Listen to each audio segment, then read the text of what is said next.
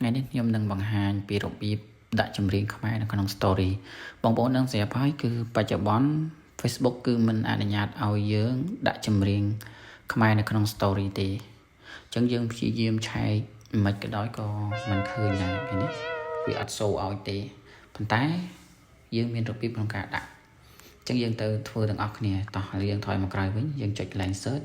បងប្អូន search រកចម្រៀងខ្មែរណាមួយដែលបងប្អូនពេញចិត្តណាអញ្ចឹងយើង search មកចម្រៀងខ្មែរអញ្ចឹងចម្រៀងណាក៏ដោយបងប្អូនអាចវាយអាសា search បទនោះក៏បានហើយយើងជ្រើសរើសបទណាមួយឥឡូវខ្ញុំជ្រើសរើសបទនេះ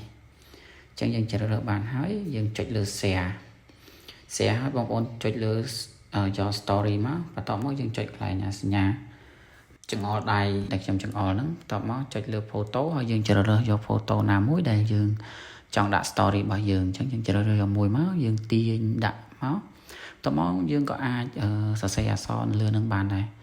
ដូចគ្នានឹងអញ្ចឹងយើងសរសេរអីសរសេរទៅហើយយើងអាចបន្ថែម format អក្សររបស់យើងនៅលើនឹងបានតាមចិត្តអញ្ចឹងណាអូខេអញ្ចឹងពេលដែលយើងសរសេរហើយយើងចុច share ទៅហើយយើងត្រឡប់មកក្រោយវិញហើយយើងមើល story យើងកំពុងតែ creating story អញ្ចឹងចាំមកបន្តិចទៅឃើញទេយើងនឹងអាចpost story ជាមួយនឹងចម្រៀងខ្មែរបានអរគុណបាយបាយ